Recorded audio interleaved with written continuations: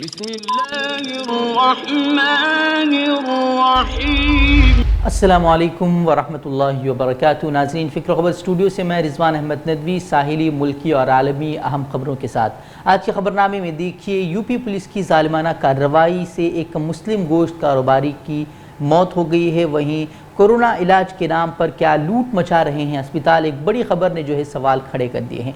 वहीं एक और ख़बर पेट्रोल की कीमतों को लेकर है कि पेट्रोल की कीमतें मुसलसल बढ़ रही हैं और अब रिकॉर्ड सतह पर पहुंच चुकी हैं। वहीं सोशल मीडिया के नए क़वानीन को लेकर सुप्रीम कोर्ट के साबिक़ जज ने एक बड़ा बयान दिया है, उस पर भी बात करेंगे। वहीं चीन जो कि सालाना शरह पैदाइश में कमी से परेशान है और अब उसने 3 बच्चे पैदा करने की इजाज़त दी है। वहीं लक्षद्वीप के एडमिनिस्ट्रेटर के खिलाफ केरल के असम्बली में एक बड़ा कदम उठाया गया है, उस पर भी आपको आगाह करेंगे।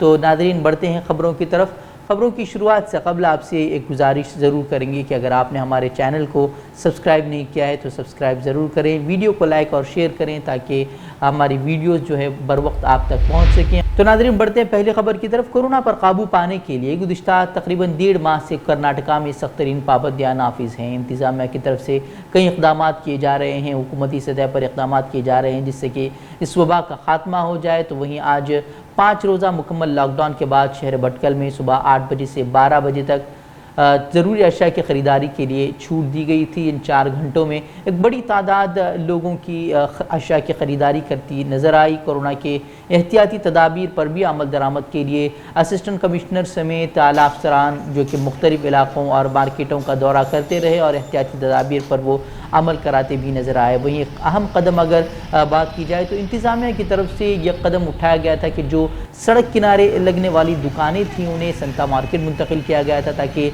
बाज़ारों में ज़्यादा भीड़ न लगे। वहीं वहाँ भी लोग काफ़ी तादाद में लोग वहाँ पहुँचे और मुकम्मल एहतियाती तदाबीर के साथ अपनी ज़रूरत की अशिया उन्होंने ख़रीदी। वहीं 5 दिन तक मुकम्मल पाबंदी की वजह से आज छूट का पहला दिन रहा, इसकी वजह से बाज़ार में काफ़ी भीड़ नज़र आई। तो वहीं अगर केसेस की बात की जाए उत्तर कन्नड़ा ज़िले में तो केसेस की तादाद जो है फ़िलहाल कम होती नज़र नहीं आ रही है। इसलिए हम आपसे भी अपील करेंगे कि बिला ज़रूरत घरों से न निकलें, मास्क और जो कोरोना की एहतियाती तदाबीर हैं उस पर अमल करें। अगर कोई शख्स घर में बीमार हो या आप ख़ुद बीमार हो तो बाज़ारों का रुख न करें, किसी के घर जाने से, बाज़ारों में घूमने से परहेज़ करें। और इसके साथ अगर बीमार हैं तो अगर डॉक्टर के पास जाने की ज़रूरत हो तो सलाह मशवरे के साथ डॉक्टर के पास जाएं और अपना इलाज करवाएं। तो नाज़रीन, बढ़ते हैं एक और ख़बर की तरफ। यूपी के बुलंदशहर से एक ख़बर सामने आई है जो योगी राज में पुलिस की गुंडागर्दी और वहशियाना तशद्दुद की सूरत हाल को वाज़ेह कर रही है। इंडियन एक्सप्रेस में एक रिपोर्ट आज शाया हुई है जिसकी हेडलाइन है कि बुलंदशहर में गोश्त कारोबारी की मौत की तहक़ीक़ात का आगाज़। दरअसल हुआ क्या था, ये ख़बर हम आपको बताएंगे कि ख़बर 23-24 मई को होने वाली एक मौत से जुड़ी हुई खबर है। 23 मई की शब अकील कुरैशी नामी एक गोश्त कारोबारी के अस्पताल में मौत हो जाती है। तफसीलात उसकी ये हैं कि अकील गोश्त कारोबारी हैं और उस पर कई केसेस भी चल रहे थे। घर वालों का कहना है कि एक रात कबल पुलिस आई और उसकी गिरफ्तारी की कार्रवाई के दौरान उन्होंने उसे छत से नीचे फेंक दिया जिससे वो शदीद ज़ख्मी हो गया और अस्पताल में ज़ख्मों की ताब न लाकर चल बसा। खुद उसकी मासूम बेटी अपना आँखों देखा हाल बता रही है। लेकिन दूसरी तरफ बात की जाए कि पुलिस का क्या बयान है तो पुलिस का पूरी तरह से बयान उलट नज़र आ रहा है। पुलिस का तो ये कहना है कि वो घर गए और घर वालों ने कहा कि वो घर में नहीं है, जिसके बाद वो वापस चले गए। दूसरे दिन उन्हें खबर मिली कि वो यानी कि अकील कुरैशी अस्पताल में ज़ेर इलाज हैं। पुलिस ने यहाँ तक कह डाला है कि हो सकता है कि वो फ़रार होने के चक्कर में घर की छत से गिर गया हो। तो आप सोच सकते हैं कि किस तरह से पुलिस गुंडागर्दी कर रही है। और यहाँ पर 2 बातें जो पुलिस की और उनके घर वालों की तरफ से कही जा रही हैं। तो एक तरफ तो पुलिस का बयान है तो दूसरी तरफ उसकी मासूम बेटी का बयान, जो कि मासूम बच्चे तो झूठ बोलना उन्हें आता नहीं है। तो ऐसे में पुलिस झूठ बोल रही है या घर वाले झूठ बोल रहे हैं, ये आप खुद ही फैसला कर सकते हैं। और आप देख सकते हैं कि किस तरह से यूपी में खाकी वर्दी को किस तरह से गुंडागर्दी में बदल दिया गया है और वहाँ किस तरह से गुंडा राज चल रहा है। किसने मारी थी बेटा? पुलिस वालों ने, तीनों पुलिस वालों ने मिलकर बटे मारे। गोरम सर ने और सलीम सर ने, दोनों का मिलावा हो चुका है। ये वांछित अपराधी हैं और पुलिस इनकी गिरफ्तारी के लिए अक्सर इनके घर पर दबिश दिया करती थी। یہ تبھی سے उपचाररत थे। उसके पश्चात इन्हें रेफ़र किया गया अलीगढ़, अलीगढ़ से दिल्ली, और दिल्ली में कल रात्रि में उपचार के दौरान इनको चोटें लगी थी, उनके कारण इनकी मृत्यु हो गई। नाज़रीन बढ़ते हैं एक और ख़बर की तरफ। कोरोना वबा की वजह से एक तरफ जहां लाखों जानें जा रही हैं तो दूसरी तरफ लोगों की ज़िंदगी भर की जमा पूंजी उसके इलाज में पानी की तरह बहाई जा रही है। उसके बावजूद मरीज़ सेहतयाब होकर घर लौट नहीं पा रहे। कई ऐसी खबरें सामने आई जिससे पता चलता है कि एक इलाज के नाम पर लाखों का बिल घर वालों के हाथों में थमा दिया जा रहा है, और ये शिकायत भी की जा रही हैं कि लोग अस्पताल में इलाज के लिए मुंतकिल नहीं हो पा रही हैं। ये अस्पताल की तरफ से शिकायत की जा रही है। जब ऐसे वाक़यात सामने आएंगे तो फिर कौन अस्पताल में जाना ये गवारा करेगा। तो उन्नाव से एक ऐसी ख़बर सामने आई है जिसने अस्पताल इंतज़ामिया की लूटमार पॉलिसी को बेनकाब कर दिया है। उन्नाव के रहने वाले अनिल कुमार की अहलिया का कोरोना इलाज लखनऊ के एक निजी अस्पताल में चल रहा था, और इलाज के दौरान उन्होंने 8 लाख से ज़ायद रुपए जमा भी उन्होंने अस्पताल में कर दिए। उसके बाद भी 10,75,000 रुपए उन्हें अब अस्पताल को देने होंगे। इस बाकी रकम की वजह से अनिल कुमार को उनके अहलिया की लाश देने से भी अस्पताल वाले अब टाल मटोल कर रहे हैं। मेरे रिश्तेदारों ने इल्ज़ाम आयद किया है कि अस्पताल ने ज़बरदस्ती उन्हें 19,20,000 रुपए का बिल थमा दिया, जिसमें उन्होंने तकरीबन 8 लाख उन्होंने जमा कर दिए। उसके बावजूद 10 लाख अब भी बाकी हैं। वहीं अनिल कुमार ने लखनऊ के डीएम से इस सिलसिले में शिकायत की है। वहीं अब तक जो खबर हम पढ़ रहे हैं उस वक्त तक उनकी शिकायत पर कोई कार्रवाई नहीं हुई है। ऐसी खबरें फ़िलहाल सामने आ रही हैं। नाज़रीन बढ़ते हैं एक और ख़बर की तरफ। कोरोना वबा ने जहां लोगों की परेशानियों में इजाफा किया है, वहीं लोगों की नौकरियां ख़त्म हुई हैं, कई अपने छिन गए हैं, तो सरकार भी लोगों पर बोझ डालने में कुछ पीछे नज़र नहीं आ रही। पेट्रोल डीजल की कीमतों में कमी का वादा कर जिस पार्टी ने हुकूमत बनाई, अब उसी के दौरे इक़्तिदार में पेट्रोल की कीमत 100 से तजावुज़ कर गई है, और कई शहरों में 100 का आंकड़ा अभी छूने को बिल्कुल तैयार खड़ा है। पेट्रोल और डीजल की कीमतों में पीर के रोज़ भी यानी कि आज भी फिर इजाफा दर्ज किया गया। सिर्फ मई माह की अगर बात की जाए तो इस दौरान 16 मरतबा पेट्रोल की कीमतें बढ़ा दी गई हैं, और इसी की मेहरबानी है कि पेट्रोल ने मुंबई में अपनी सेंचुरी मुकम्मल कर ली है। और सरकार की ये मेहरबानियाँ अगर जारी रहती हैं तो फिर दूसरी रियासतों के आवाम को भी 1 लीटर पेट्रोल के लिए 100 रुपये का नोट पेट्रोल पंप में थमाने के बाद चिल्लर जेब में रखने का बोझ नहीं उठाना पड़ेगा। और शायद यही वजह है कि आवाम ने भी इसी फ़ायदे को सोचते हुए इसके ख़िलाफ़ आवाज़ बुलंद करना भी अपने लिए बोझ समझ लिया है। वैसे भी कोरोना की वजह से IPL तो बंद हो ही गया है। ऐसे में अब लगता है कि शायद आवाम भी पेट्रोल की सेंचुरी की खबर को ही खुशखबरी तस्वूर कर रही है।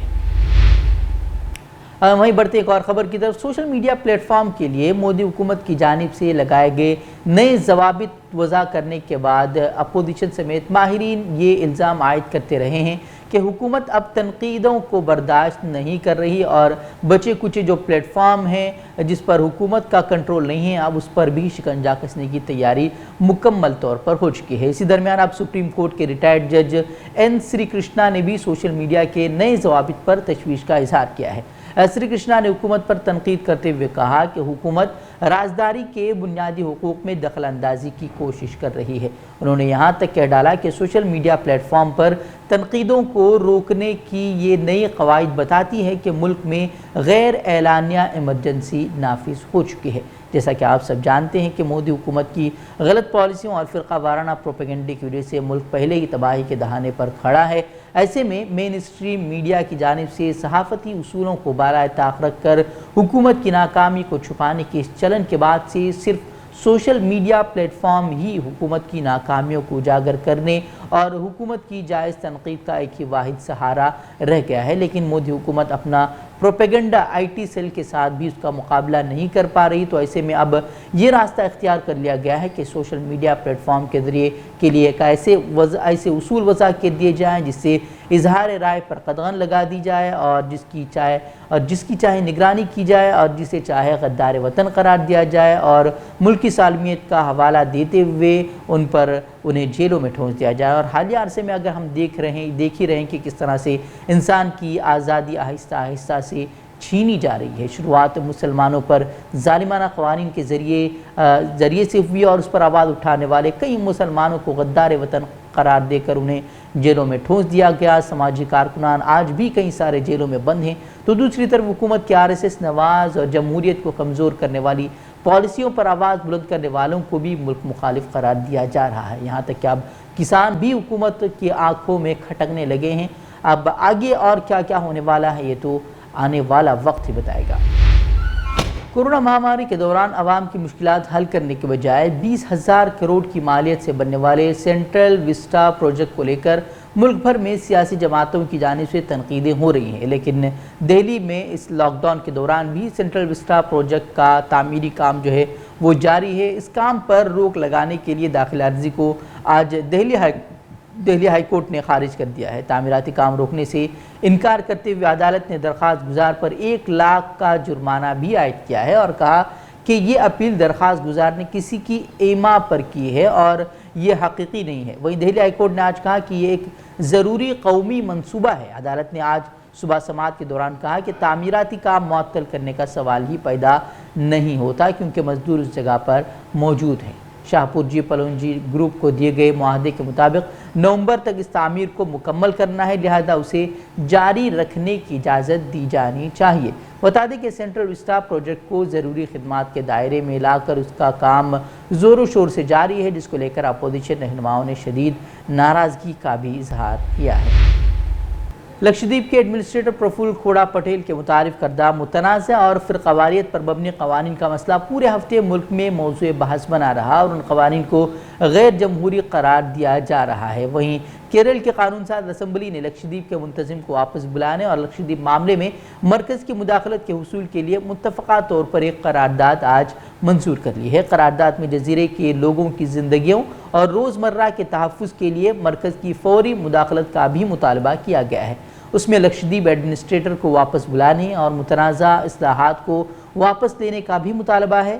واضح رہے کہ اس سے قبل کانگریس رہنما راہل گاندھی نے تحریر کردہ خط میں لکھا تھا کہ لکشدیپ کے ایڈمنسٹریٹر پرفل کھوڑا پٹیل مسلسل ایسے اقدامات کر رہے ہیں جس سے لکشدیپ کی خوبصورتی اور ثقافت کے انوکھے سنگم کو نقصان پہنچ رہا ہے۔ دوسری طرف کئی تنظیموں نے بھی اس کووڈ کے مہاماری کے دوران لکشدیپ ڈیولپمنٹ اتھارٹی ریگولیشن جیسے قوانین کو لے کر بھی سخت مذمتی بیانات جاری کیے تھے اور اس کو لے کر کئی ساری تنظیمیں حرکت میں آ گئی تھی اور سیو لکشدیپ کو لے کر ایک ٹویٹر پر بھی ایک مہم چھیڑی گئی تھی اور آج بھی اس کو لے کر بات چیت جاری ہے۔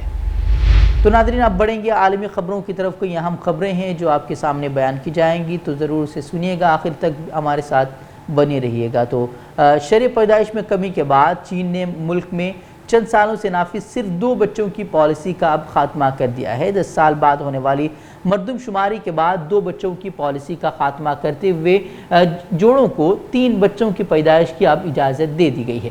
گزشتہ 10 سال کے دوران چین کی آبادی میں اضافے کی شرح انتہائی کم دیکھنے کو ملی ہے۔ رپورٹ کے مطابق چین میں گزشتہ سال یعنی کہ 2020 میں 12 ملین بچوں کی پیدائش ہوئی ہے، جو کہ 1960 کے بعد سے بچوں کی پیدائش کی کم ترین شرح ہے۔ اس سے قبل 2016 میں چینی حکومت نے ایک بچے کی پالیسی کا خاتمہ کرتے ہوئے 2 بچوں کی اجازت دی تھی۔ اس کے بعد بھی اب وہ پیدائش کی کمی دیکھتے ہوئے اب 3 بچوں کی اجازت دے دی گئی ہے۔ تو ناظرین بڑھتے ہیں ایک اور خبر کی طرف۔ فلسطینیوں پر مظالم ڈھانے والے اور فلسطینی بچوں کے قاتل اسرائیلی وزیراعظم بنجامن نتن یاہو کو اب اپنا اقتدار بچانا مشکل ہوتا نظر آ رہا ہے۔ نتن یاہو کو نئی حکومت کی تشکیل کے لیے ملنے والی ڈیڈ لائن اب ختم ہو گئی ہے اور دائیں بازو رہنما نفتالی بینٹ نے اپنی حمایت اپوزیشن لیڈر کے حق میں کر دی ہے۔ اس کے بعد آئندہ گھنٹوں میں نتن یاہو کی حکومت 2 سے 3 روز میں نتن یاہو کی حکومت کا خاتمہ ہونے کا امکان ظاہر کیا جا رہا ہے۔ اسرائیلی وزیراعظم نے اپنی حکومت کے خاتمے کو ملک کی سلامتی کے لیے بڑا خطرہ اب قرار دیا ہے۔ بتا دیں کہ 2 سال میں 4 مرتبہ وہاں انتخابات ہوئے لیکن کوئی بھی جماعت واضح اکثریت حاصل کرنے میں ناکام رہی تھی، جس کے بعد کئی بار انتخابات کروانے پڑے ہیں۔ وہیں اب جا کر یہ لگتا ہے کہ اسرائیلی وزیراعظم بنجامن نتن یاہو کی حکومت اب خطرے میں پڑ سکتی ہے۔ ناظرین بڑھتے ہیں ایک اور خبر کی طرف۔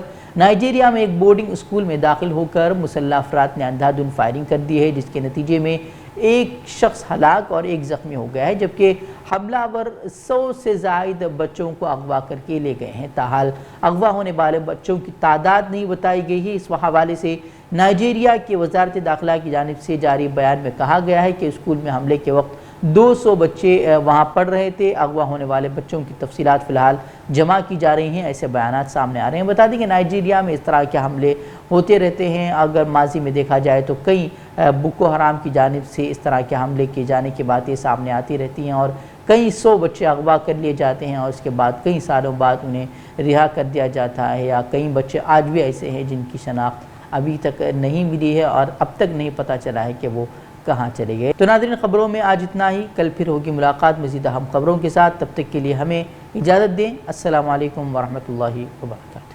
ہم سے جڑے رہنے کے لیے ہمارے چینل فکر و خبر ٹی وی کو سبسکرائب کریں، ویڈیو کو لائک اور شیئر کریں۔ مزید خبروں کے لیے لاگ ان کریں فکروخبر.com۔